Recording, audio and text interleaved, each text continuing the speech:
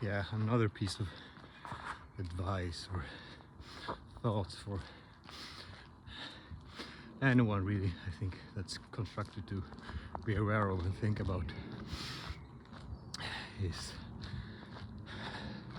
how to understand thoughts and reasoning and what's a good thought and what's a bad thought. I mean, it's quite important to be aware of your own thoughts. That's a good practice for meditation. But so what should you direct your mind to when you're thinking about stuff? And I think so the most paramount important idea, not ever perhaps, but close to, is direct your thoughts to hard science, and as hard it as can get. When I say hard science, I mean basically natural sciences. Not because they're more, let's say, important,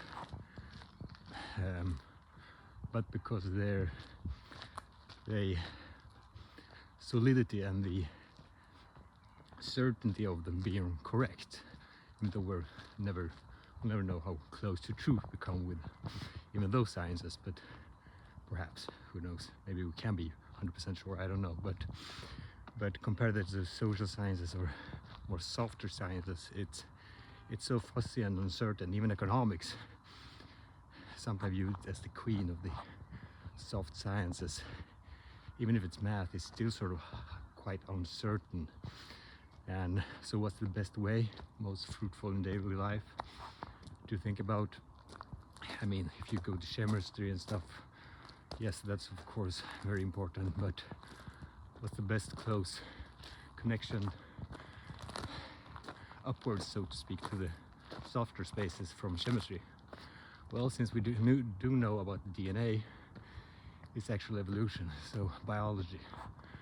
And what type of, and what sphere of thinking, and then is the most fruitful in that? Evolutionary psychology, how people work. Then this chain of reasoning from, oh, there's some reindeers. A surprise. I just think you can see them. I want to scare them off, but hi there. No, sorry, you only speak Swedish. Yeah. No, but so yeah, I think that just if more people understood that and had read more about it, I think we would have a better world, because it basically comes back to, I mean, to put it this way, you can't be too naive in life. There's selfish motives. Everyone has them.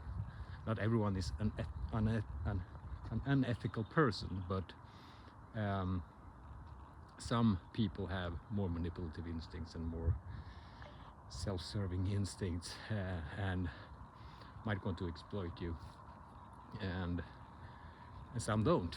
And it comes to, it's both friends, is it friends, allies, or is it not that?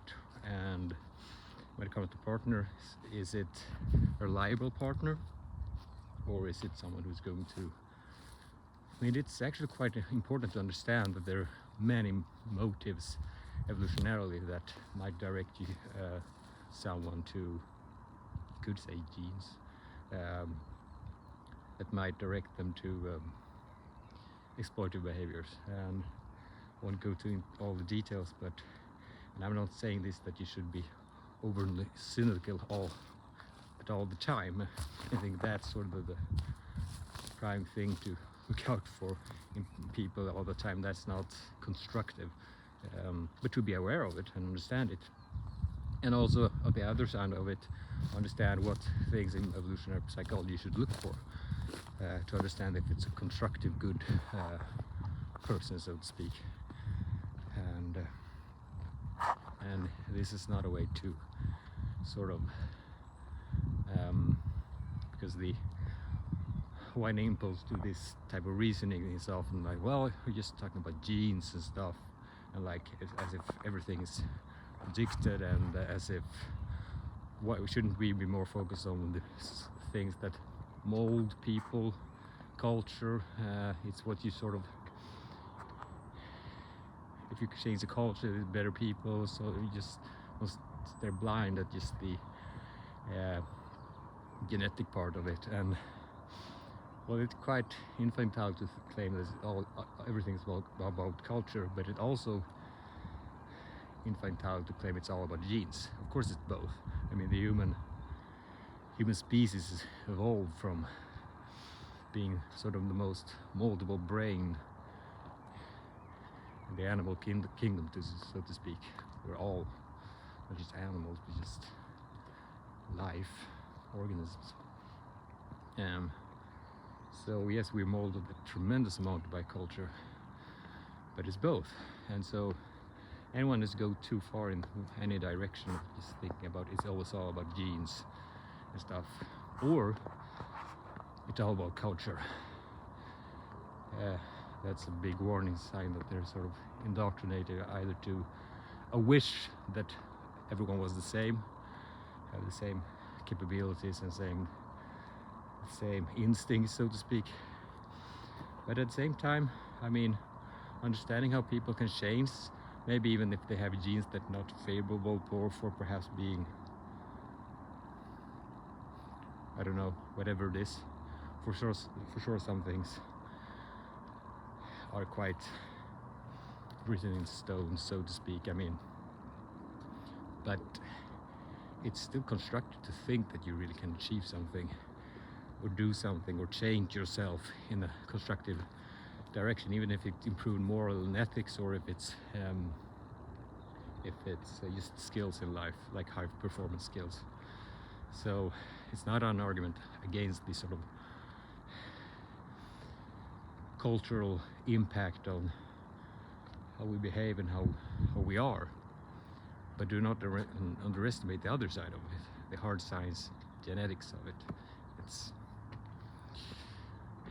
like most things in life, it's a balance, and to understand to get the best high view, zoomed out picture, to see the whole perspective of reality, yourself, other people. Yeah. Oh, hear them again. Sneak around the corner.